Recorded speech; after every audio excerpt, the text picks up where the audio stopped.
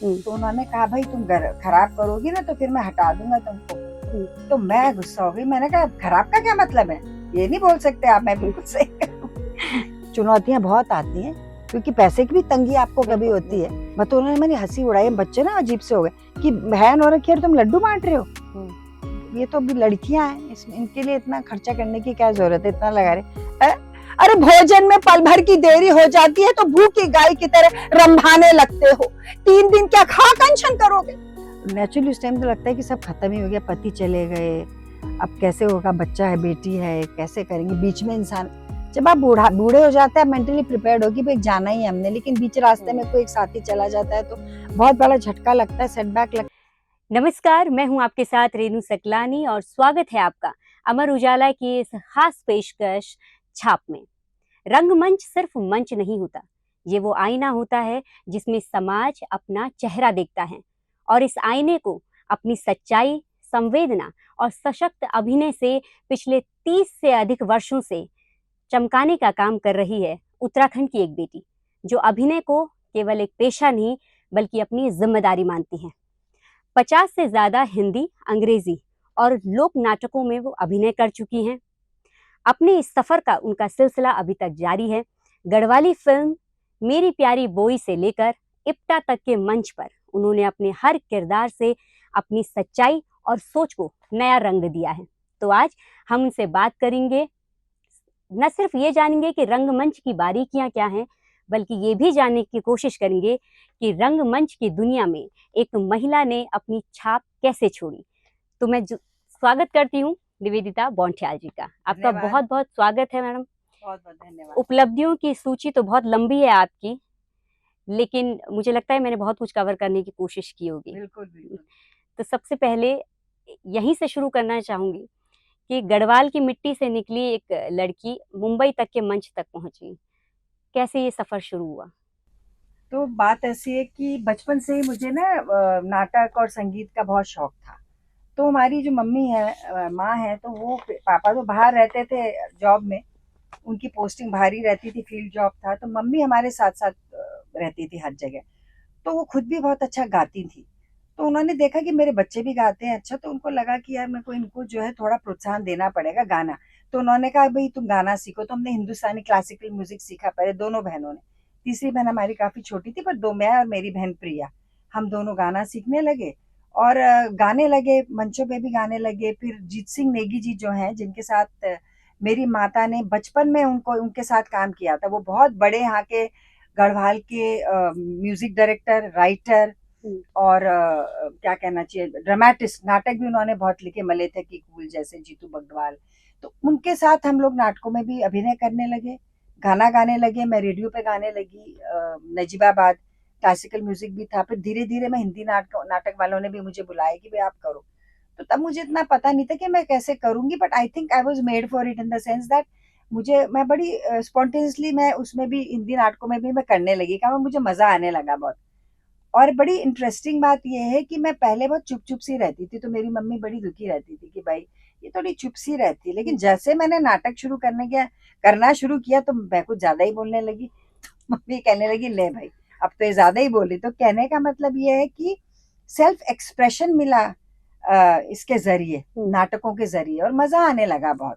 तो मैंने अपने एमए करते करते यहाँ पे बहुत सारे नाटक कर लिए थे मैंने देहरादून में, और अच्छे अच्छे नाटक किए। तो जब पहली बार आप मंच पे गई, हाँ, अभिनय आपने जब किया पहली बार, एक तो उम्र क्या थी आपकी, जब वो कॉन्फिडेंस, मतलब यानी कि वो बचपन से ही आपके अंदर वो मैंने मेजर प्ले जैसे होता है जहाँ यहाँ के लोगों के साथ जो करते थे, और मेरे ख्याल से 13 साल मेरी उम्र थी, 13 साल, 8वीं या 9वीं में थी। तो जब पहली बार आपको लोगों ने अभिनय करते हुए देखा, सब खासतौर पे आपकी माँ ने, तो रिएक्शन क्या था सबका?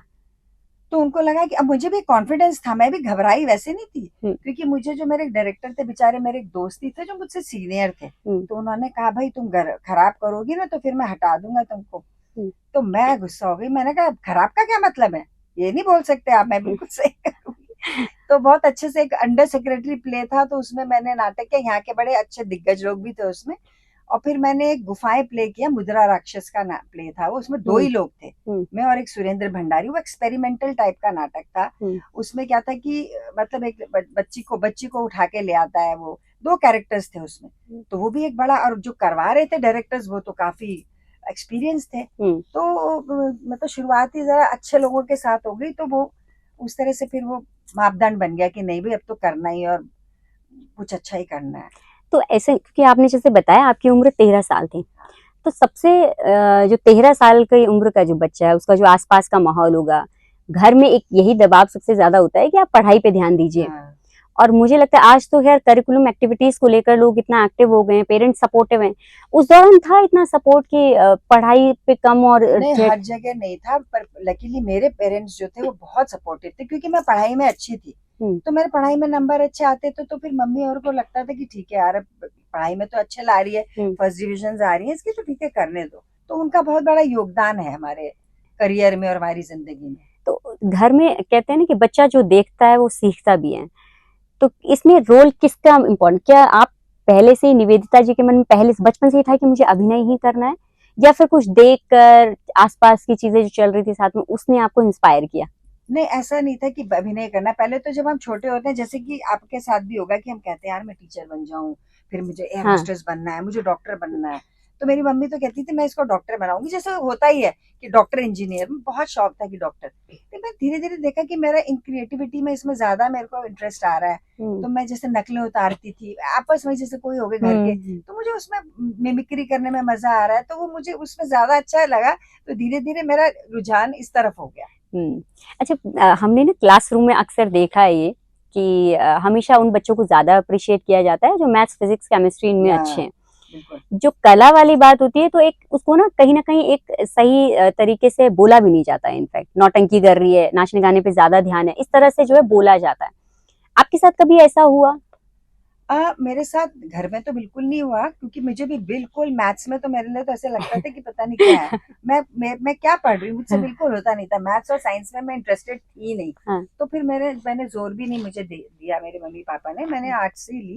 लेकिन ये तो होता ही है कि जनरली लोग तो यही सोचते हैं कि भाई जो बच्चा साइंस नहीं पढ़ रहा तो वो तो क्या ही करेगा, या तो फिर वो कंपटीशन में उस तरह से बैठे कुछ करके, या तो बैंकों में जाए या कुछ करे। बट हमारे घर में इस तरह का माहौल नहीं था कि हमको डांटा जा रहा है इसलिए। लेकिन हाँ, आगे जाके जब मुझे लगा कि मैं नेशनल स्कूल ऑफ ड्रामा चली जाऊं और ड्रामे को ही अपना प्रोफेशन बना लूं, तो तब मेरी मम्मी ने कहा कि भाई इसमें तो कैसे होगा, नाटक में तुम कैसे बनाओगी, करियर के तौर पर करियर इसको पे तुम कैसे करोगी, क्योंकि इतनी ओपनिंग्स तो है ही नहीं नाटक वालों के लिए, तो कैसे करोगी बाद में। तो खैर उन्होंने मुझे कहा कि नहीं तुम जाओगी तो नहीं, तुम कॉम्पिटिशन्स में बैठो, ये करो वो करो, हम तुम्हें रोकेंगे नहीं नाटक करने से, लेकिन नाटक को तुम प्रोफेशन मत बनाओ। और क्योंकि मम्मी के इतने करीब थे हम लोग, हम उन्हीं के साथ ज्यादा रहे, पापा तो बाहर रहते थे, और इसलिए मैंने उनको कभी उसका विद्रोह भी नहीं। एक बार अच्छा ठीक है, अपना मन मार के मैंने कहा ठीक है नहीं जाना, लेकिन but I followed my dream in the sense that, फिर मैंने कहा यार मैं क्या करूं, तो मैंने लिटरेचर किया। फिर मैं बड़ौदा चली गई अपने पापा के पास, वहां पे एमएस यूनिवर्सिटी में मैंने एमफिल किया। उधर भी मैंने ड्रामा ही ले लिया, अमेरिकन ड्रामा ले लिया मैंने। बॉम्बे की जो यात्रा है आपकी, ये शादी से पहले शुरू हुई थी या हाँ, बाद में? शादी से थोड़ी पहले शुरू हो गई थी, क्योंकि पापा की पोस्टिंग वहां हो गई थी। अच्छा। लेकिन मेरे जो हस्बैंड थे, हमारी जान पहचान हो चुकी थी कि शादी होनी है। अच्छा। जान पहचान थी, तो ये था कि अब शादी तो होनी है, तो बॉम्बे पापा की भी पोस्टिंग हो गई, सब उधर ही आ गए, और हस्बैंड तो ऑलरेडी थे वहां पर, वो तो वहीं पर ही कर रहे थे, टेलीविजन वगैरह में काम कर रहे थे। आपके साथ ये एक कोइंसिडेंस है? वैसे तो अक्सर यही होता है कि जिस फील्ड में लड़की है, जिस फील्ड में लड़का है, उसी फील्ड की जो है शादियां तय करना लोग ज्यादा आसान समझते हैं, तो ये तय हो गया था? नहीं, ये पहले ही मिल चुके थे जब मैं पढ़ रही थी। अच्छा। अपनी हमारी जान पहचान पहले से हो चुकी थी।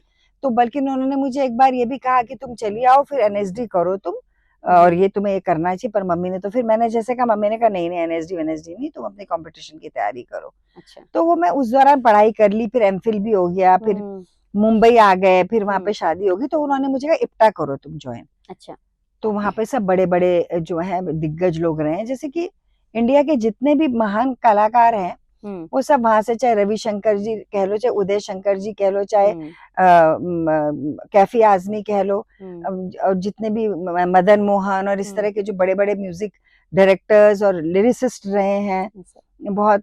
और अब भी जैसे शमाना आजमी भी हैं हिस्सा उसकी, अली सरदार जाफरी, बड़े बड़े मतलब राइटर्स जो भी थे इंडिया, क्योंकि एक वही तो संस्था थी, सबने इंटेलेक्चुअल्स ने मिलके वो संस्था 1942 में खोली कि भाई हमारे को आजादी मिली नहीं है अभी, तो हम किस हम्म। तरह से लोगों को मोटिवेट करें। तो जितने इंटेलेक्चुअल्स थे वो सब इकट्ठे हुए, उन्होंने कहा नहीं हम ये संस्था करेंगे और हम सोशली रेलिवेंट हम नाटक दिखाएंगे, ऐसी चीजें करेंगे ताकि हम उजागर लोगों को वो कर सके ना, इंस्पायर करें।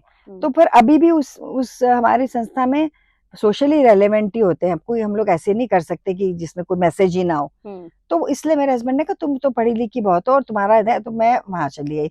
A.K. हंगल इतने महान कलाकार, वो हमारे प्रेसिडेंट हुआ करते थे तब, तो उनके साथ उनको जानने का मौका मिला, कैफी साहब को देखने का मौका मिला, हंगल साहब की बातें सुनने का मौका मिला। फिर सुलभा आ रहे हैं, फिर बलराज साहनी तो पहले, वो तो जब हम बच्चे थे वो तो तभी गुजर गए थे, लेकिन ये लोग सब हमारे पिलर्स है हेप्टा के। तो बहुत अच्छा मेरे को माहौल मिला, तो वहां मुझे एक अलग तरह की ग्रोथ हुई वहां पर। फिर मैंने वहां बहुत सारे, लेकिन अब ये था कि पैसे भी कमाने हैं आपको भाई। आप जैसे चुनौती की बात कर रही थी, तो मैं क्योंकि मैंने एमफिल किया हुआ था, तो मैंने कहा चलो मुझे मैं लेक्चरर बनने का भी मुझे अच्छा शौक था कि चलो पढ़ाने में भी मुझे मजा आता था। तो मुझे कॉलेज में नौकरी मिल गई। वो सुबह डिग्री कॉलेज में सुबह जाना होता था 7:30 बजे, और 10:30 बजे तक आप छूट जाओगे क्लासेस करके। तो मैंने कहा तो बहुत ही अच्छा है, मेरे नाटक के लिए शाम के लिए टाइम है। पर क्या था कि वहां पे भी क्योंकि मैं बाहर की यूनिवर्सिटी की थी, ऑब्वियसली वहां पे उनको जब परमानेंट करना होता है स्टाफ, तो वो तो अपनी यूनिवर्सिटी वालों को प्रेफर करते, सबके अपने अपने होते हैं। तो मैं बल्कि ज्यादा क्वालिफाइड थी, तो उन्होंने कहा आपका हम परमानेंट आपको कर देंगे, अभी आप पैनल के सामने आपका इंटरव्यू होगा, आपका बहुत अच्छा हमको लगा है आपका पढ़ाने का तरीका, और you will be with us. लेकिन अनफॉर्चुनेटली क्या हुआ कि जब पैनल के सामने इंटरव्यू की बात आई, तो मेरे को बुलाया ही नहीं इंटरव्यू में। मैंने कहा यार मेरे को बुलाया ही नहीं। तो फिर बाद में पता चला कि भाई उनके और कैंडिडेट्स थे, उनको लेना था, मैं तो फिर ज्यादा क्वालिफाइड थी। तो मैंने कहा, मैं बड़ी डिसअपॉइंटेड, मैंने कहा छोड़ो ये भी, मैं कहा मैं करूंगी ही नहीं नौकरी। तो फिर मैंने क्या किया, मैं फ्रीलांसर बन गई, क्योंकि मुंबई में करने के लिए बहुत कुछ था। जैसे कि रेडियो प्रोग्राम्स करने लगी, ट्रांसलेशंस करने लगी, जो मुझे अच्छा। फिर आपने एक दौर ऐसा आया था कि ये सब बच्चों के जो सीरियल्स आते थे, जो पोगो हो गया, शिनचैन हो गया, ये सब चीजें हो गया, मतलब वो सारे शुरू हो गए। तो उनको लिखना, क्योंकि वो फॉरेन से आते थे, फिर उनको हिंदी में लिखा जाता था, ट्रांसलेट करते थे उनको, फिर उसमें आवाज भरी जाती थी। तो वो भी काम है, क्योंकि मैं रेडियो पे भी करती थी, तो वो भी मैंने बहुत सारा काम किया। कभी कोई टफ समय ऐसा नहीं देखा शायद कि लगा हो कि क्यों इस रास्ते आई? नहीं, ऐसा कभी नहीं लगा कि क्यों आई रास्ते। पर मुझे लगता है, मैं आपका जो चुलबुला नेचर है उसको देख के ऐसा आप बचपन से ही बहुत कॉन्फिडेंट थी। हाँ, मतलब मुझे ऐसा लगा मैंने ये चुना है, क्योंकि भाई और रास्ते तो और भी है ना। अब जैसे कि, पर मैंने उन्हीं में से रास्ता ढूंढ निकाला। जैसे मुझे एक्टिंग का बहुत शौक है, या मैं लिखती हूँ, या तो मुझे लिखने के लिए चलो एक नौकरी, मुझे उस तरह से पर्टिकुलर एक फिक्स जॉब नहीं है। तो मेरे पास ट्रांसलेशन इतनी आ गई कि सोनी टीवी के लिए वो कर रहे, तो 50 एपिसोड तो मुझे ट्रांसलेट करने हैं, फिर आगे 50 करने। तो मैंने वो पैसे कमाने का जरिया भी उस जगह से ढूंढ लिया जो चीजें मुझे पसंद थी। तो ऐसा भी था कि जब आप अभिनय कर रही थी, कहते हैं ना हम लोग का कोई ना कोई इंस्पिरेशन होता है जिसे देखकर हम कहते हैं कि नहीं हम भी इसकी तरह बने हैं। तो था बचपन से कोई ऐसे जहन में कि अगर मैं मुंबई जा रही हूँ या मुंबई का सफर मुझे तय करना है, तो मुझे इसकी तरह बनना है, या ऐसा एक्ट्रेस मुझे एक्ट्रेसेस तो बहुत पसंद थी, पर मेरा कभी ऐसा नहीं था कि मैं जी ये तो बन के और मैं तो बस ये करने, क्योंकि मुझे पता था कि मैं घरेलू लड़की भी हूँ, देखो, और मुझे शादी भी करनी है, भाई गृहस्थी भी जमानी है। तो मुझे हर चीज में बैलेंस चाहिए था कि मैं, लेकिन मुझे काम अपने मन का करना है।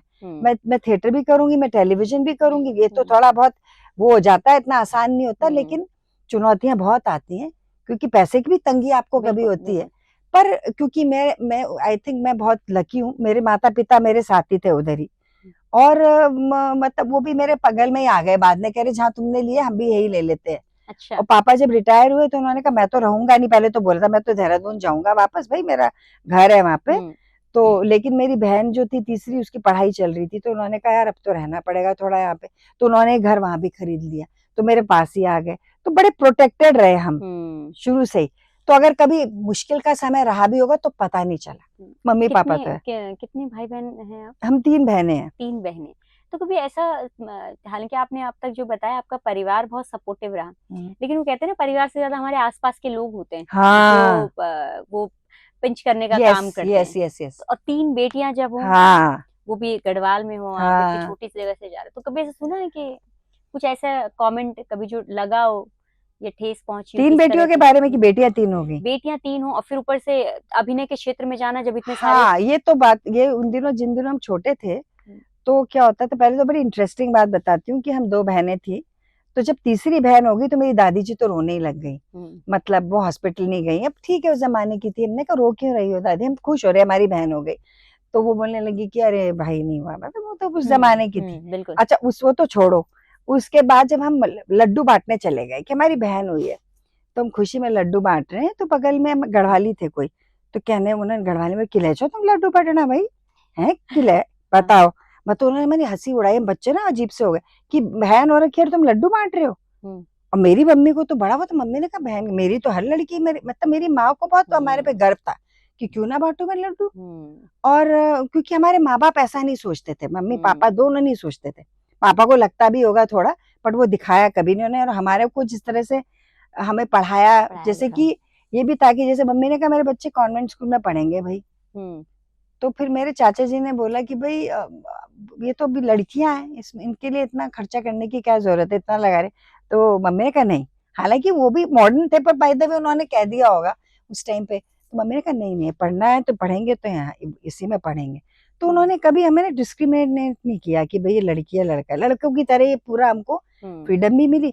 हाँ, नाटकों की जैसे तुमने बात कही कि भाई हम जाते थे, तो कई बार लोग बोलते थे कि भाई ये तो नाटक में जा रहे हैं लोग, बताओ है ना, ये तो वहां जा रहे तो दिल्ली पहुंच गए रेडियो में गाने के लिए। रिश्तेदार भी कई कुछ कमेंट कर देते थे, लेकिन वो हमारा हमारा पैशन था, हम जाते थे तो कोई ना कोई हमारे साथ जाता ही था। मम्मी जा रही है कभी, पर हाँ लोग, पर इतना नहीं, पर थोड़ा बहुत तो ये भी नहीं कहूंगी कि किसी ने कुछ नहीं कहा होगा, कहा तो होगा कि भैया ये तो वहां कर रहे, तो होता ही है। नहीं बिल्कुल। हाँ वो था, थोड़ा बहुत तो था। तो अब उन नाटकों की तरफ बढ़ते हैं जिनसे आपने छाप छोड़ी है अपने। वैसे तो आपने बहुत सारे नाटकों का हिस्सा आप रही हैं, अपना पसंदीदा आपका सबसे क्या रहा, ये कहूँ कि सबसे बड़ा ब्रेक आप किसको मानती हैं? तो एक नाटक मेरे, वैसे तो मैंने बहुत अच्छे क्लासिक नाटक भी करे हैं, प्रेमचंद के किए हैं और भी बहुत सारे नाटक किए। प्रेमचंद जी का ही एक नाटक है जो कहानी है उनकी, उसको नाटक में परिवर्तित किया 2 लोगों ने, सफदर हाशमी और हबीब तनवीर ने। वो मोटे राम उनकी कहानी है, मोटे राम।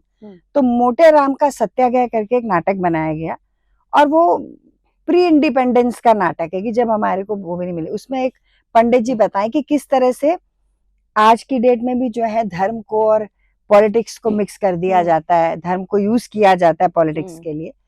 तो ये पंडित जी जो हैं कि भाई इनको कोई पार्टी वाला कह रहा है कि भाई अब तुम हमारे उसमें कर लो, थोड़ा सा उनको प्रलोभन दे रहे हैं कि आपको ऐसा करना है, आप अनशन में बैठ जाना, फलाना लाना। तो इनकी जो बीवी बनी पंडिताइन, तो वो बोलती है कि यार तुम कैसे अनशन में बैठोगे, तुमसे तो भूखा रहा नहीं जाता।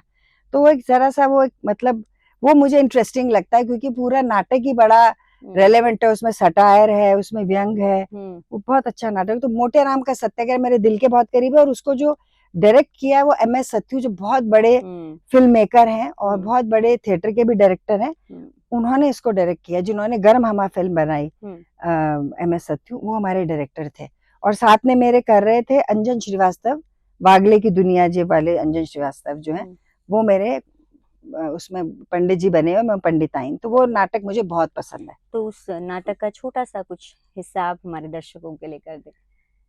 तो वो उसमें क्या होता है, पंडित जी ने तो वहां कमिट करके आ गए कि जी मैं बैठ जाऊंगा अनशन में, और उनको सब पार्टी वाले की आप ऐसे कर देना।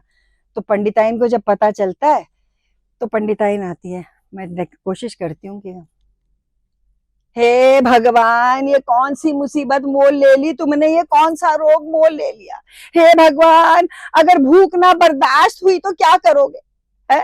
अरे भोजन में पल भर की देरी हो जाती है तो भूखी गाय की तरह रंभाने लगते हो, 3 दिन क्या खा अनशन करोगे? हाय नाक कट जाएगी पूरे बनारस में, कहीं मुंह दिखाने लायक नहीं रहेंगे अब। देखो मैं कह देती हूँ तुम ये रुपया लौटा दो, अब भी के अभी लौटा दो, मैं कह देती हूँ वहां। अद्भुत मैम, मतलब स्क्रीन पर इतनी दमदार तरीके से अपने आप को दिखाना, मुझे लगता है इस सालों की मेहनत है। तो स्क्रिप्ट चुनते समय क्या आपके जहन में सबसे ज्यादा होता है, क्या ध्यान सबसे ज्यादा देती हैं? क्योंकि सबसे महत्वपूर्ण चीज तो वही आती है, एक होता है हमें सब कुछ कर सकते हैं, ये सब कुछ हम्म, कर लिया। कई बार हम चुनते हैं कि नहीं मुझे यही स्क्रिप्ट करनी है या मैं कुछ ऐसा पर्दे पे करूं जो इस वक्त जरूरी भी और करना भी चाहिए। तो स्क्रिप्ट पढ़ते समय हाँ, एक तो होता है कि जब मैं खुद अपने प्लेस डायरेक्ट करती हूँ, तो मैंने जो बताया, तो इतने बड़े डायरेक्टर उनके साथ काम करने का मुझे मौका मिला। डायरेक्टर दूसरे थे, वो आपको समझाते हैं, और वो आप अब जब मैं खुद स्क्रिप्ट चूज करती हूँ, तो मुझे तो एक सेल्फ एक्सप्रेशन का लगता है कि यार इसमें ये चीज अच्छी, इस औरत की, नारी की जो भावना है इसमें ये उजागर हो रही है। और क्योंकि आप भी अपनी लाइफ को एक्सपीरियंस कर चुके हो, तो आपको लगता है यार इसमें ये चीज अच्छी निकल के आएगी, और ये मेरे ख्याल से औरतों को टच करेगी ये चीज।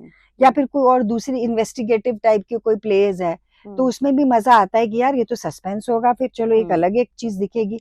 फिर आपकी एक्टिंग, आप जो किरदार निभा रहे हो उसमें कितना दमदार वो किरदार है, उसका जो कंटेंट क्या है, जो आप दिखाने जा रहे हो, लोग उससे कन्विंस होंगे। एक्टिंग तो आप करोगे अच्छी, पर जो आप दिखा रहे हो उसका जो कंटेंट है वो भी एक दमदार होना चाहिए, ताकि रेलेवेंट लगे लोगों का। हाँ भाई, यार ये बड़ी अच्छी चीज थी और आप लोगों ने परफॉर्मेंस भी बहुत अच्छी दी, इससे कोई एक मैसेज भी मिला। ये सब चीजें देखते हैं। आपने थिएटर में काम किया है, आपने फिल्म में काम किया, आपने टेलीविजन पे धारावाहिकों में काम किया। मेजर डिफरेंस आप क्या देखती हैं तीनों में?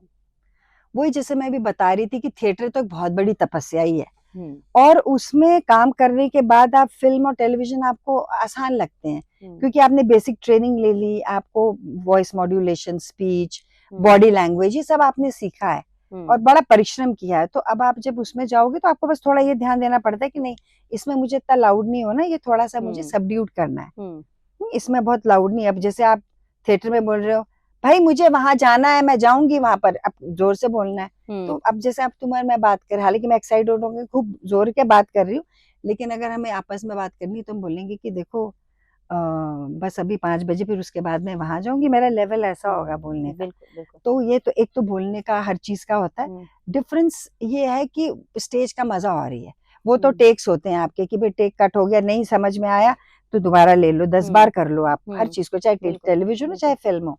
उसमें भी बहुत मेहनत है, क्योंकि टेक्नीशियंस होते हैं, लाइट्स लगी हैं, वो अलग चीज है। थिएटर का एज एन एक्टर मजा ये है कि भैया एक ही बार परफॉर्म करना है आपने, आपको तालियां मिलेंगी, अब दूसरा चांस नहीं है आपको कि कट होके आप बेहतर दे दो।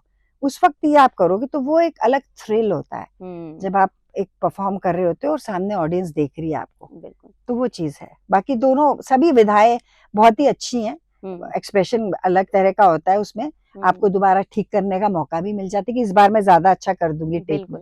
ये तो कहते हैं मुंबई जब कोई जाता है तो काम तो ढूंढता ही है, काम और पैसा, फेम, जिसके लिए वो हमेशा से जिसकी तलाश रहती है। तो कभी पैसों के लिहाज से सोचे, क्योंकि आपने ज्यादा वक्त तो थिएटर को ही दिया, कभी आया नहीं जहन में तो अगर फिल्में ज्यादा कर लूंगी, धारो तो पैसा हाँ, अच्छा एक्चुअली पैसा तो देखो, जैसे कि मैंने कहा कि वो तो आपकी नीड्स पे भी होता है। अब ज्यादा लालची हो जाओगे तो आपको लगेगा कि कमी है पैसा, लेकिन क्या है कि आपको खुद को जानना होता है कि आपको चाहिए क्या, कितना चाहिए, या आप क्या कॉम्प्रोमाइज करोगे कि आपको रोल अच्छा नहीं मिल रहा और आपको पैसे बहुत अच्छे मिल रहे हैं, तो मैं नहीं करूंगी रोल, क्योंकि मैंने इतनी मेहनत करी है, मैंने एक से एक दिग्गज रोल करे हैं थिएटर में। तो आप फिल्म में मुझे अगर आप कहोगे कि यार मैं तुम्हें इतने पैसे दे रहे पर तुम वहां 2 लाइनें बोल देना, तो मैं नहीं बोलूंगी, मुझे लगेगा फिर करने का मतलब ही क्या।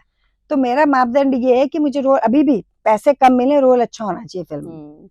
तो क्वालिटी इज मोर इम्पोर्टेंट, पर पैसे भी हम कमाते हैं, हम और दूसरा जरिया ढूंढ लेते हैं, हम अपनी वर्कशॉप्स कर रहे हैं, बच्चों को पढ़ा रहे हैं, ये करें। पर फिल्म में अगर मुझे करना है तो मुझे ये है कि सिर्फ इसलिए नहीं कि 4 लोग मुझको कहेंगे कि यार मैंने फिल्म में काम किया, नहीं, मुझे सेटिस्फेक्शन मिल रहा है इस रोल को करके, यार कुछ डिफरेंस लाएगा, मैं कुछ एड ऑन करूंगी, मेरे बायोडाटा में कुछ होगा, या ऐसी कि मैं वहां खड़ी दिख गई थी।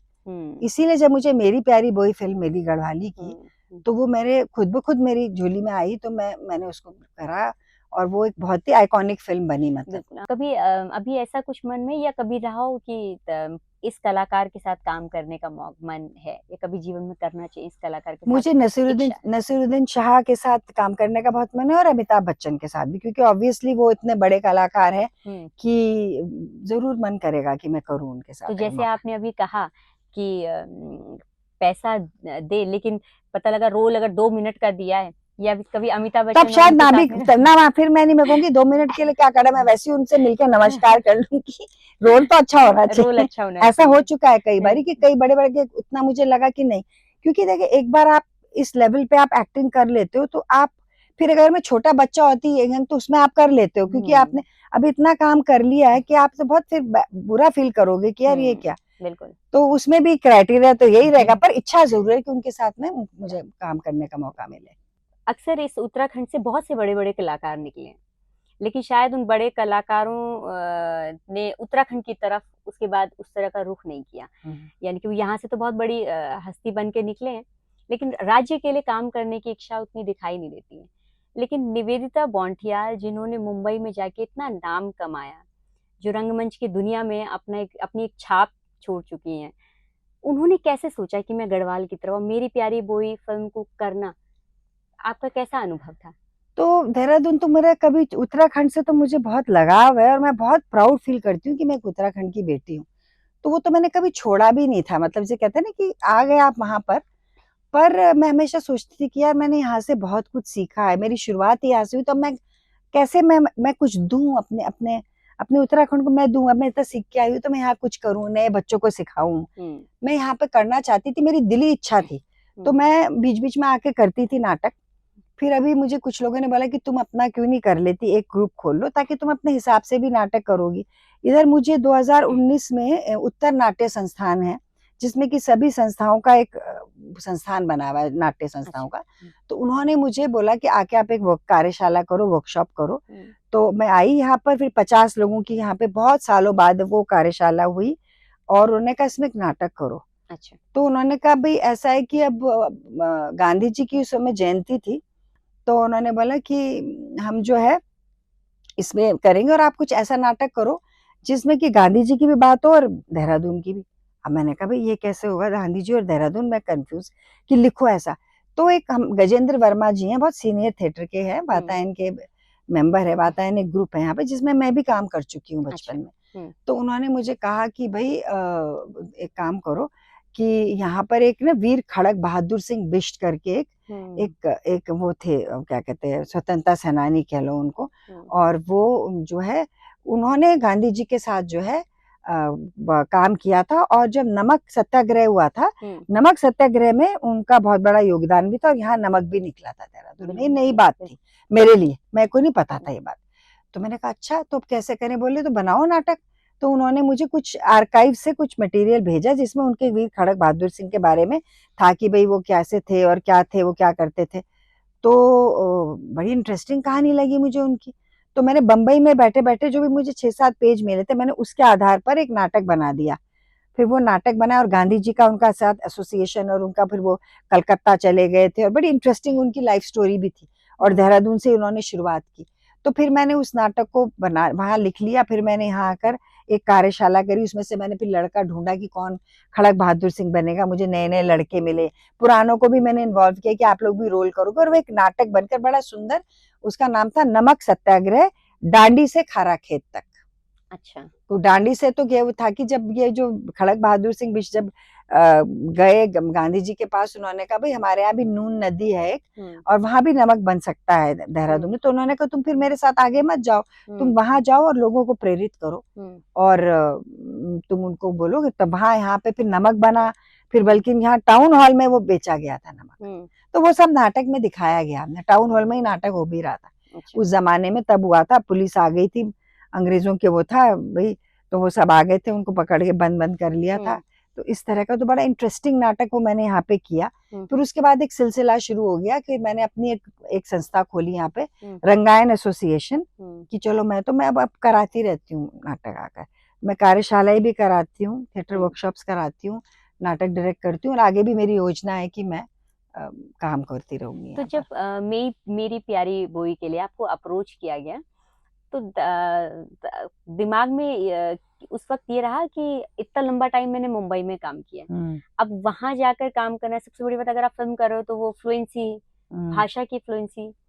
नहीं, एक्चुअली मैंने क्योंकि गढ़वाली नाटक तो करे हुए थे पहले भी, और मैं बता रही ना, मुझे बड़ा शौक है कि मैं जब आती हूँ तो मैं गढ़वाली में, जैसे कोई चाची हो गई, कोई मौसी हो गई, तो मैं उनके स्टाइल में बात करूँ, तो वो मेरा छूटा नहीं था टच। क्योंकि यहाँ तो लोग देहरादून आते हैं तो अपनी भाषा नहीं मेरा बड़ा, और मैं हिंदी गढ़वाली सब एक्सेंट चेंज, मैं खुद भी ना, जब मैं आई तो जब मुझे डायलॉग दिए गए तो मैंने फटाफट बोल दिए वो गढ़वाली के।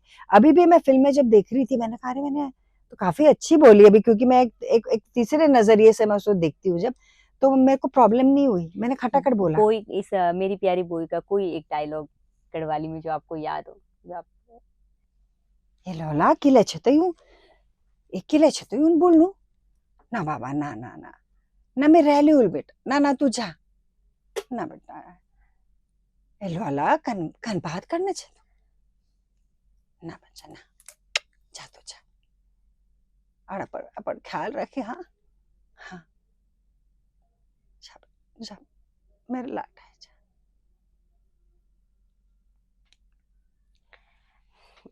अभी हमने थोड़ी देर पहले आपका वो कॉमिक वाला हाँ किरदार देखा और सडनली मैं मुस्कुरा रही थी जब आपने ये शुरू किया और वो जो एंड जो है वो आंखें भर आई। आपको लगता है आज के बच्चों में जो सिर्फ इस फेम के लिए दौड़ते हैं कि फिल्म में एक फिल्म मिल जाएगी तो वो स्टार बन जाएंगे, हाँ असली कहानी क्या है, मेहनत कितनी है पीछे, उनको क्या समझने की जरूरत है? मेहनत तो बहुत ही बच्चे करना ही नहीं चाह रहे, मेहनत बिल्कुल नहीं। मेरे साथ जो बच्चे आते हैं यहाँ पे, उन्हें जब मैं रोल देती हूँ, ट्रेनिंग देती हूँ, फिर वो कहते हैं अगले में तो और कहते हैं हम डायरेक्टर बन जाएंगे। मैडम मैं तो डायरेक्ट कर रहा, मैंने कहा बेटा तूने अभी तो नाटक ही नहीं किया, एक ही तो किया, कैसे करेगा डायरेक्ट? पहले सीख तो देते, डायलॉग डिलीवरी ठीक नहीं है बच्चे, पहले उसको करो, कुछ प्रैक्टिस करो, कुछ स्टोरीज पढ़ो, अपनी स्पीच पे काम करो। तो वो करना नहीं चाह रहे, अभी उनको लग रहा है बस सीधा फिल्म में चल जाए, उन्हें यही नहीं पता कि सस्टेन कैसे करेंगे। जब आपके अंदर वो एक्सपीरियंस होगा, और इतना कंपटीशन है, एक से एक है, आपको तो एक्सीलेंट होना पड़ेगा। आप हो ही नहीं सकता कि जी इसकी हिंदी नहीं बोल पा रहा, यही गढ़वाली नहीं बोल पा रहा। अच्छा एक चीज मैम जो सबसे इम्पोर्टेंट है आज के टाइम पे, अगर कोई बच्चा थिएटर में है और वो बहुत अच्छा कर रहा है और अगर उसे निवेदिता बौंठियाल जी से शाबाशी मिल जाए तो इसका मतलब वो अद्भुत कर ही रहा है, बहुत अच्छा कर रहा है। लेकिन कहीं ना कहीं दिमाग में जो बच्चों के कि अगर वो बॉलीवुड में नहीं जाएगा, परफॉर्म नहीं करेगा, तो इसका मतलब वो कुछ नहीं कर रहा है। वो सेटिस्फेक्शन कैसे हो? अब ये तो देखो, ये तो सब आजकल सब लोग सेलिब्रिटी बनने के मूड में, कि उन्हें लगता है जरा सा हम करें सेलिब्रिटी बन। ये तो अपने सेल्फ सेटिस्फेक्शन की बात है कि आप एक जब अच्छे एक्टर होते हो तो आपको पता चल ही जाता है कि यार मेरी वाहवाही हुई है, आपने थिएटर में किया। अब जब आप ऑडिशन के लिए भी जाते हो वहां पे फिल्मों में, जैसे आजकल बहुत ऑडिशन होते हैं, तो जो अच्छा करता है दिख ही जाता है, वो उसको चूज कर भी लेते हैं वो लोग। तो सिर्फ इसलिए कि वैलिडेशन मिलेगा तभी कि मैं फिल्मों में काम करूंगा, वो तो कोई मापदंड नहीं है। वो तो कई ऐसे भी होते हैं जो अच्छे एक्टर नहीं होते, उनको मौका मिल जाता है, एक आध करते हैं, फिर उसमें सस्टेन कहाँ कर पाते हैं। जो अच्छा एक्टर होता है वही सस्टेन कर पाता है। मौका तो आपको मिल जाएगा, चलो धुप्पल में आपने पैसे भी लगा दिए, कोई आपका रिलेटिव है उसने दे दिया रोल, लेकिन आप देखो ना फिल्म प्रोड्यूसर्स और डायरेक्टर्स के भी बच्चे जो हैं, सब कई लोग आते हैं, लेकिन टिकता वही जिसमें दम होता है, जो वाकई में जिसने प्रैक्टिस की, जिसने मेहनत की हुई है। करते हैं लोग, मेहनत करते हैं, बहुत ज्यादा करते हैं। तो ऐसा कोई रिग्रेट नहीं है कि मुझे बड़ी फिल्मों में आना चाहिए था, ऐसा ना ना, मैंने खुद ही चुना है। अगर मुझे अभी भी फिल्में मिलेंगी तो मैं जरूर करूंगी अच्छी, जैसे मेरी प्यारी बोई मिली तो I am proud of that film, कि यार मेरे को इतनी अच्छी फिल्म मिली करने के लिए। वो अपने आप ही, क्योंकि जो मेरे जो डायरेक्टर्स थे मुकेश धसमाना और सुरेंद्र भंडारी, वो दोनों मेरे नाटक के सीनियर्स थे। तो जब वो फिल्म बनाने लगे तो उन्होंने, मुकेश ने बोला कि यार मेरा नीटू है घर में, नीटू बोलते हैं मुझे, कि नीटू को लेते हैं। तो क्योंकि मैंने कहा भाई तुम मुझे क्यों ले रहे हो? कह रहे तूने तब वो प्ले किया था जिसमें तू मेरी माँ बनी थी, अब मुझसे छोटी थी, तो उस उम्र में भी तुमने इतना अच्छा किया था, तो अब तुमको जवान तो लगना ही है, तो तुम अभी ऐसे फेज में तुम दोनों लग जाओगे और तुम वो बुढ़ापे वाला भी कर लोगी। तो इसलिए उन्होंने लिया, वो बढ़िया रहा, बहुत अच्छा एक्सपीरियंस। क्या सम्मान ने, जब आपको सम्मान मिलने लगे, क्या वो सेटिस्फेक्शन उस वक्त था कि जो जिस वजह से मैंने शुरू किया ये सफर, उसका फल मुझे मिल रहा है, यानी कि मैं एक सही यात्रा पे हूँ, सही? हाँ जरूर, जब आपको, आप जैसे नाटक ही आपने चुना, तो अगर आपको लोग जान रहे हैं कि आप उस माध्यम से जान रहे हैं कि आप एक थिएटर पर्सनालिटी हो, आप सिखाते हो आप लोगों को, और उसके लिए आपको अगर सम्मानित किया जाता है, उसको रिकॉग्निशन मिलती है, तो ऑब्वियसली आपको सेंस ऑफ सेटिस्फेक्शन तो मिलता ही है कि अच्छा ठीक है मैं कुछ कर रही हूँ ऐसा कि लोगों को पसंद आ रहा है और लोग उसको रिकॉग्नाइज कर रहे हैं। आप भी एक ऐसे दौर से गुजरी जब आपने अपने पति को खोया, क्या उसके बाद भी यात्रा उसी तरह से चलती रही? क्या बदलाव आए, क्या महसूस किया, कैसे अभिनय को ही फिर भी अपना कंटिन्यू किया? इनफैक्ट अभिनय या थिएटर कर लो, वो तो आपका एक सहारा ही बन जाता है, क्योंकि आप अपने को एक्सप्रेस करते हो उसके थ्रू, एक तरह से आपका साथी है वो। इनफैक्ट आपके जो दुख है ना, आप थोड़ा डाइवर्जन मिल जाता है, अच्छा मैं नाटक की रिहर्सल में जा रही हूँ, नहीं तो घर में बैठे बैठे मैं रोने ही लगूंगी, याद करती रहूंगी। फिर मेरे हस्बैंड और मैंने साथ में इतना काम किया हुआ है कि वो कई चीजें उनकी स्क्रिप्टें लिखी हुई मिलती हैं, तो मुझे एक सेंस ऑफ अच्छा तो मैं ये परफॉर्म कर रही हूँ, उन्होंने उसको इजी करके लिख के दिया था कि तुम ऐसे ऐसे बोलना, तो वो सब पन्ने मेरे पास अभी भी पड़े हैं, तो मैं उसी को लेके जाती हूँ। और उससे भी मुझे एक बड़े सुकून सा मिलता है कि यार हम दोनों ने एक सफर साथ शुरू किया था, ये थिएटर का और ये एक्टिंग का या इसका क्रिएटिविटी का, जो कि जारी है, जो चल रहा है। और एक रंगायन आपने उसी की बात हाँ रंगायन मैंने फिर उनके, मेरी बेटी ने भी कहा कि मम्मी पापा भी तो यहाँ आके कराते थे काम, तो आपको भी यहाँ पे आप भी रेगुलर आप करो। और क्योंकि आपको देहरादून इतना पसंद है, मैं दूसरों के थिएटर ग्रुप के लिए तो कर ही रही थी डायरेक्ट प्लेज, तो मैंने कहा चलो मैं अपना ही, सबने मुझे सलाह दी तुम खोल लो, तो आप अपने हिसाब से आप सोच सकती हो कि क्या कराना है। अभी मैं सोच रही हूँ कि आगे कुछ थिएटर फेस्टिवल कराऊं, यहाँ के लोगों को इन्वॉल्व भी करूं और बाहर से भी मैं नाटक लाऊं, ताकि यहाँ के लोग देखें कि वहाँ बाहर का थिएटर कैसा है। ऐसे तो होते हैं फेस्टिवल्स यहाँ पे, पर और भी लोगों को यहाँ लाया जाए, उनका भी कुछ दिखाया जाए काम, ये मैंने सोचा है। अब आपकी इस यात्रा में आपके हस्बैंड का बहुत बड़ा सपोर्ट रहा है, उन्हें आपका कौन सा किरदार सबसे ज्यादा पसंद था, जिसके लिए वो बात करते हैं कि ये तुमने बहुत अच्छा नहीं परफॉर्म वो किया? हाँ, उन्हें तो ऐसे सभी पसंद आते थे, वो क्रिटिकल भी होते थे कि ऐसा करना ऐसा करना। उनका भी मैंने एक नाटक किया था जिसमें मुझे अवार्ड मिला था, तब मेरी शादी नहीं हुई थी, ओएनजीसी के लिए यहाँ पे हमने किया था। और वो नीम हकीम प्ले था, वो मॉलियर का प्ले था, अडेप्टेशन था नीम हकीम, तो उसमें मैंने रोल किया। तो वो था वहां गए थे हम बैंगलोर करने के लिए, तो वहां पर all India public sector competition था, ड्रामा कंपटीशन, तो उसमें मुझे फिर बेस्ट एक्ट्रेस का अवार्ड भी मिला था। तो वो भी उनको याद रहता था कि बहुत अच्छा, पर बाकी भी वो मेरे को अप्रिशिएट करते थे। किसी के जीवन में भी जब इस तरीके की घटना होती है, खासतौर पे महिलाओं की अगर बात करूं, तो मुझे लगता है कि बहुत सारी महिलाएं जो है वहीं पर एक ब्रेक दे देती हैं, अपने आप को कंटिन्यू नहीं करती, अपने पैशन को कंटिन्यू नहीं करती। आप उनके लिए एक बड़ी मिसाल हैं। क्या मैसेज देना चाहेंगे उनको? मैं तो यही कहना चाहूंगी कि भाई जीवन में इस तरह के सेटबैक्स जब आते हैं तो नेचुरली उस टाइम तो लगता है कि सब खत्म ही हो गया, पति चले गए, अब कैसे होगा, बच्चा है, बेटी है, कैसे करेंगे। बीच में इंसान जब आप बूढ़े हो जाते हैं, आप मेंटली प्रिपेयर्ड हो कि भाई जाना ही है हमने, लेकिन बीच रास्ते में कोई एक साथी चला जाता है तो बहुत बड़ा झटका लगता है, सेटबैक लगता है, लेकिन फिर जिंदगी को तो जीना ही है, आपको आगे चलना पड़ेगा। बच्चा है आपके साथ, आप अगर डिप्रेस होके बैठ गए तो उसको क्या फीलिंग दोगे आप? आपको तो बच्चे को भी एनर्जी देनी कि बेटा नहीं हमको करना है।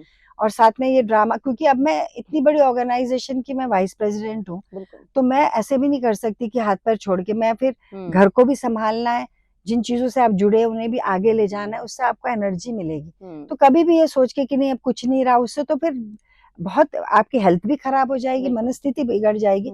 ये नहीं करना, काम सबसे बड़ी चीज है, आप काम में लगे रहो, कुछ ना कुछ क्रिएट करते रहो, ईश्वर आपको ताकत देगा। अभिनय तो आप बहुत शानदार करती हैं, लेकिन जो हमें जानकारी मिली, आप गाना भी बहुत अच्छा गाती हैं। तो अपने पहाड़ के ही उन लोगों से जो आपको प्यार करते हैं, आपको स्नेह देते हैं, उनके लिए कोई गाना? हाँ, तो गाने की बात पे, क्योंकि गाने की बात हम उतनी नहीं कर पाए, तो पहले मैं गाना ही गाती थी ज्यादा। अच्छा। और मेरी छोटी बहन जो प्रिया है, प्रिया उनियाल, वो तो बहुत ही अच्छा गाती है और उसने गाने को ही परस्यू किया। मैं थोड़ा नाटकों की तरफ आ गई तो गाना थोड़ा बैकग्राउंड में आ गया। तो जब हम छोटे छोटे थे तो हम रेडियो पे गाते थे, जैसा मैंने कहा नजीबाबाद रेडियो में जाते थे गाने के, अरिजीत सिंह नेगी जी के वो हमारे गुरु थे। और तो हमारा एक मांगल का कैसेट निकला था उन दिनों, दिल्ली से कैसेट निकला करते थे, तो मांगल का कैसेट निकला, तो हमारा सबसे पहले कैसेट जो निकला है उत्तराखंड में, हम लोग स्कूल में पढ़ते थे, मेरे ख्याल से 8वीं 9वीं में थे, तो वो मांगल का हमारा कैसेट, उसके बाद तो बहुत लोगों ने मांगल के कैसेट निकाले, पर हमारा जो है सबसे पहला तो वो कैसेट जिसमें हमने मांगल के गीत गाए हैं अलग अलग। तो उसमें से आप चाहती हैं? हाँ, उसी का एक गीत कोई।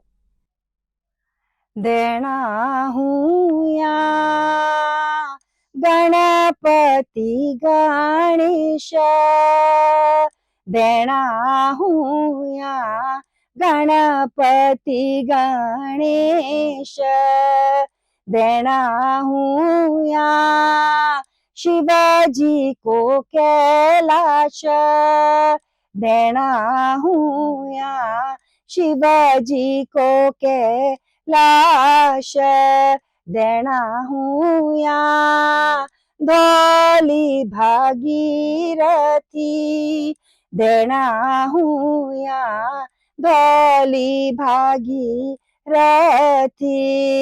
देना हूँ या पंच परियाग, देना हूँ या पंच परियाग। बहुत ही खूबसूरत, बहुत ही खूबसूरत। धन्यवाद। मतलब कूट कूट के आपके अंदर कला भरी हुई है। आपने शुरू से लेकर अब तक जो आपकी बातों से निकल के आया, आप थिएटर आपकी पहली पसंद रहा है हाँ हमेशा बिल्कुल से। बिल्कुल। लेकिन आज जब डिजिटल का युग है, सब कुछ स्क्रीन पर सिमट गया है, आप थिएटर का भविष्य कैसे देखती हैं? देखिए अब मैं देखती हूँ, हम जब मुंबई में, यहाँ तो इतने नाटक नहीं होते, लेकिन मुंबई में तो रोज नाटक होते हैं, लोग देखने आते हैं। बट डिजिटल भी आप कितना देख लोगे? जो आप लाइव परफॉर्मेंस का मजा है वो कितना देखोगे आप अपने फोन पे देखे। लेकिन जब आप एक हॉल में जाते हो, थिएटर में जाते हो, या म्यूजिक सुनने जा रहे हो, आप लाइव सुन रहे हो, तो उसकी बात ही अलग है। लोग वापस आएंगे वहां पर, क्योंकि वो बोर हो जाएंगे उससे, कितना कर लोगे आप। तो वो उसकी अलग चुनौती। ऐसा भी नहीं है कि थ्रेटन्ड हो गया बिल्कुल, लोग अब बोर भी हो रहे हैं, कह रहे नहीं हमें नाटक देखना है। तो मुंबई जैसे शहर में तो नाटक चलते रहते हैं हॉलों में, हर जगह रोज आप देखोगे ऐड आए हुए हैं नाटकों के, क्या आज ये हो रहा है, कल ये हो रहा है। तो वहां पे नहीं, लेकिन लोग भी अब बोर हो जाएंगे, फिर उन्हें भी पिक्चर हॉल में आना ही पड़ेगा पिक्चर देखने के लिए, क्योंकि वहां का जब पिक्चर हॉल में देखते हो तो उसका मजा ही कुछ और है। अब इतनी सी उसमें देख रहे हो आप अपने फोन पे, फिर आप जब आप बड़े उस पे देखते हो तो मजा है म्यूजिक का भी, तो हर चीज का। थिएटर का मजा भी वही है कि प्ले आप उसमें नहीं देख सकते, नाटक तो आप विंग से ही देखोगे कि यार वहां से ये आ रहा है, आ रहा है। संगीत भी लाइव सुन रहे हो, तो वो उसका मजा ही और है। तो आपने इसको एक पॉजिटिव जो है एक मैसेज दिया है कि लोग थिएटर की तरफ वापस बिल्कुल आएंगे ना, जैसे पिक्चरों में भी, हॉल में भी जाएंगे पिक्चरें देखने, थिएटर में भी आएंगे, क्योंकि भाई बोर हो जाएंगे ना। आप अपने आप से ही थोड़ी करते रहोगे, आपको एक माहौल भी तो चाहिए कि आपके साथ में लोग बैठे हुए हैं, आप नाटक देख रहे हो, आप कोई चीज देख रहे हो। अब अपनी रसोई में भी आपने रोटी बनाते हुए भी देख लो, उसका कोई, ठीक है वो इजीली आपके लिए मिल जाता है, लेकिन वो हमेशा तो उसका मजा नहीं आता। तो कहीं ना कहीं वो जो थिएटर की भविष्यता पे सवाल उठ रहे थे कि शायद थिएटर का वो वक्त बहुत ज्यादा नहीं दिखेगा, तो ऐसा नहीं, ऐसा नहीं है। जो चीज है, जिसका महत्व है उसका रहेगा ही रहेगा, नहीं तो फिर थिएटर की इंपॉर्टेंस रही क्या जाएगी जब आप उसमें परफॉर्म ही नहीं कर रहे। आप कलाकार कैसे बनोगे? आप लोगों के सामने परफॉर्म कैसे करोगे जब आप लाइव ऑडियंस के बीच में हो ही नहीं? तो हर चीज का महत्व रहेगा। इनफैक्ट लोग वापस आएंगे, जो ये विधाएं है ये अपनी और मजबूत बनेंगी। यस। अब इप्टा जैसे प्रतिष्ठित थिएटर मंच पर जो है आप काम कर रही हैं, आपको लगता है जो अन्य थिएटर्स के जो मंच हैं उनमें उतनी ही वैचारिक गहराई नजर आती है आपको अभी भी? वैसे तो जितने भी जैसे ग्रुप्स हैं, उन्होंने वाकई में अच्छे नाटक किए हैं, लेकिन कुछ ऐसे भी ग्रुप्स खुले जो सिर्फ for the sake of entertainment करते हैं कि जी हमने एक नाटक के तौर पे कर लिया, लेकिन फिर भी लोग जो है, देखने वाले लोग हैं, वो ज्यादा समझदार हैं भी, वो फिर ऐसे प्लेस भी नहीं देखते जिनका कोई वो नहीं है। तो फिर लोग भी फिर सही हो जाते हैं, जो थिएटर ग्रुप्स भी हैं। अगर उन्होंने हल्के फुल्के नाटक ले लिए तो लोग फिर तवज्जो नहीं देते। उसमें कोई बात तो होनी चाहिए, चाहे भावनात्मक हो, चाहे मतलब विचार की बात हो, या कोई भी एक ऐसा हो, वो वैल्यू सिस्टम की बात हो, कुछ अच्छी बात, पॉजिटिविटी तो होनी चाहिए उसमें। तभी एक आदमी 2 घंटे बैठेगा कि यार टिकट लेके मैं देख रहा हूँ, मजा आ गया इस चीज को, तो वो कंटेंट तो चाहिए ही चाहिए। अच्छा, मुझे लगता है कि निवेदिता बौंठियाल जैसी बड़ी कलाकार अगर उत्तराखंड की तरफ रुख कर रही हैं, तो गढ़वाली सिनेमा को जो है एक नई रोशनी की तरफ देखा जा सकता है। आपको लगता है कि गढ़वाली सिनेमा का जो भविष्य है वो किस तरफ आप लगता है?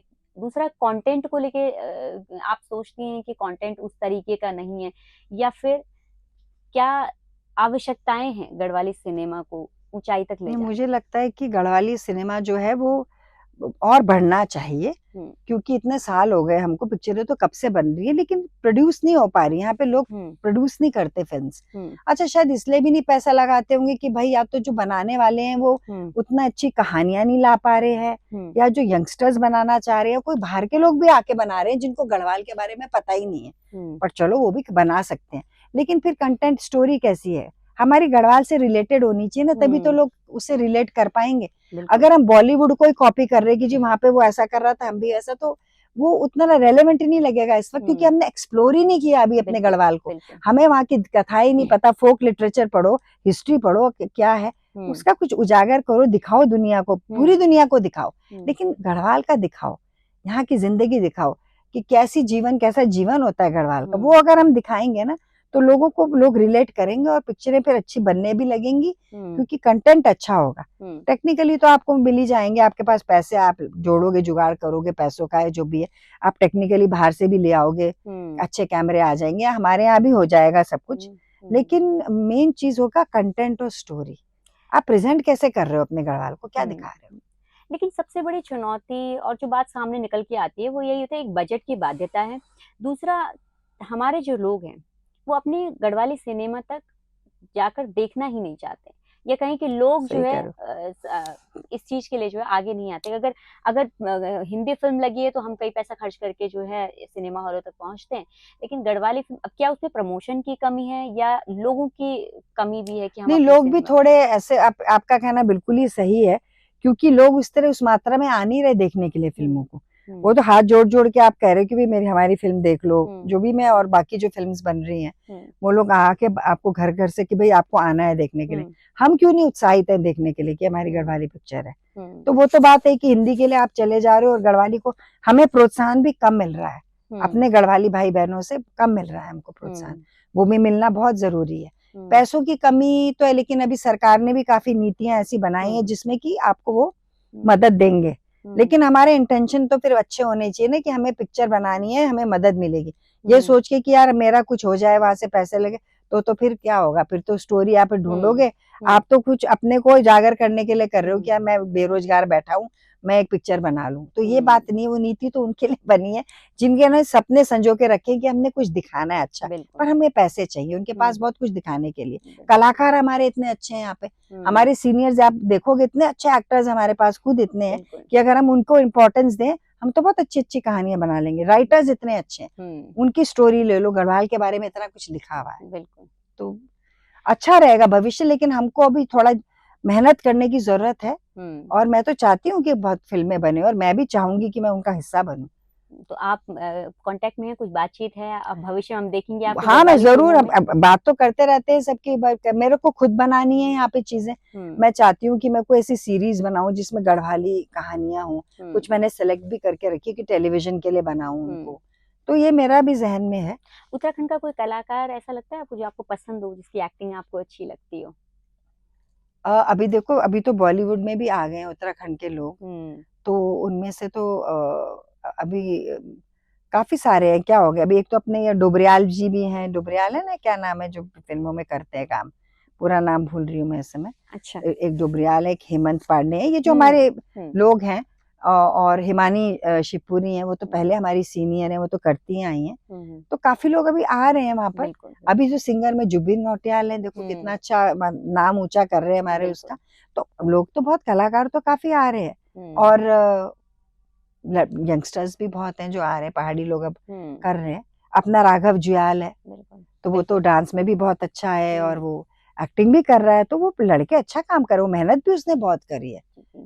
तो उत्तराखंड जब आप आती हैं तो सबसे ज्यादा कौन सा प्लेस है जहाँ आप रहना पसंद करती, जाना पसंद करती? सबसे पहले तो मुझे अपना घर ही अच्छा लगता है बहुत, क्योंकि देखो मुंबई में तो आप फ्लैटों में रहते हो, यहाँ आपके घर, आपके पेड़ हैं, तो सबसे पहले तो मैं अपने घर धर्मपुर आती हूँ, हरिद्वार रोड पे देहरादून में, वो घर खोल के पहले तो वहीं आके ऐसा लगता है मैं घर आ गई। यहाँ की हवा में एक ऐसी बात है कि आपको सुकून लगता है, हालांकि देहरादून अब बदल भी गया है, बहुत सारे लोग आ गए यहाँ पर, भीड़ भी हो गई है, लेकिन फिर भी इसकी हवा में एक सुकून। और वैसे भी फिर गढ़वाल जाना, अपनी हमारी राज राजेश्वरी देवी है वहाँ श्रीनगर में, वहां जाना, या अपने गाँव में जाना, देखना कि वहाँ क्या हो रहा है, तो अपने जैसे होता है ना, अपने पैतृक गांव में जा रहे हो, आप अपने ससुराल के गांव में जा रहे हो, गांव में जाना भी बहुत पसंद लगता, क्योंकि वहां में फिर आप मतलब आप बिल्कुल नेचर के करीब होते हो आप।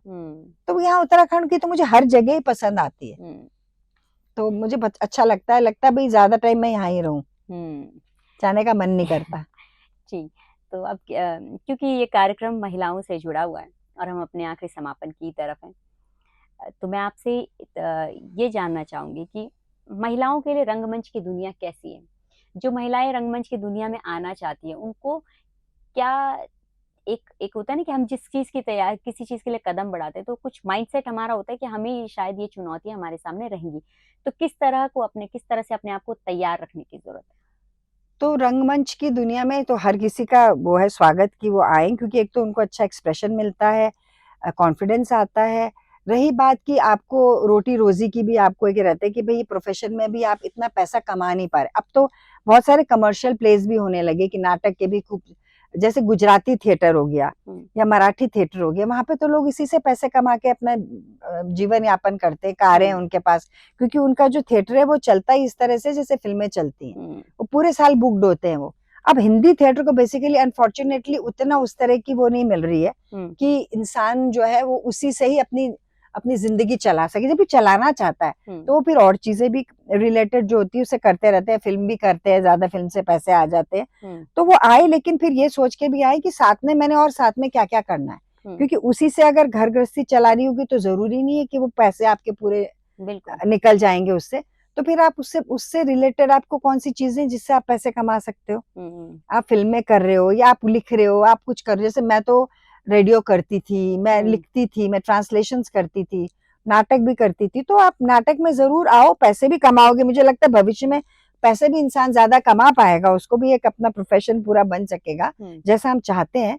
और उसके साथ साथ कोई ऐसी चीज भी सोच के रखो कि ठीक है ये भी करना है, लेकिन मुझे अगर इससे उतने मेरे को पैसे नहीं मिल पाए तो मैं साथ में और क्या करूं। बिल्कुल जरूर आए, वो तो सबका स्वागत है। मुझे लगता है भविष्य बहुत अच्छा है थिएटर का भी।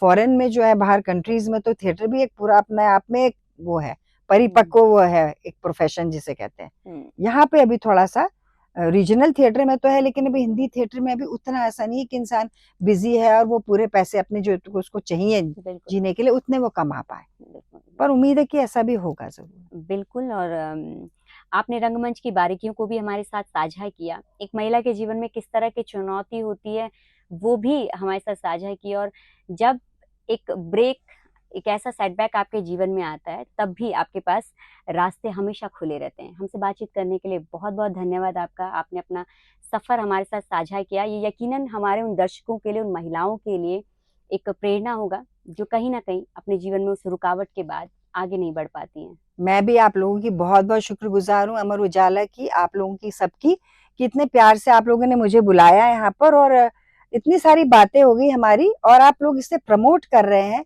थिएटर को भी। और ये जो आपका प्रोग्राम है कि जो औरतों के लिए है, कि हर एस्पेक्ट में जो एक महिला है वो किस तरह से ओवरकम कर सकती है अपने जितने भी हर्डल्स है, जो भी रुकावटें आती हैं, और अपने जीवन को आगे, या अपनी जो भी उनकी जो भी शौक है या जो भी उनके जो पैशंस है उनको वो आगे ले जा सकती हैं और एक अच्छी जिंदगी जी सकती हैं। बहुत बहुत धन्यवाद आपका।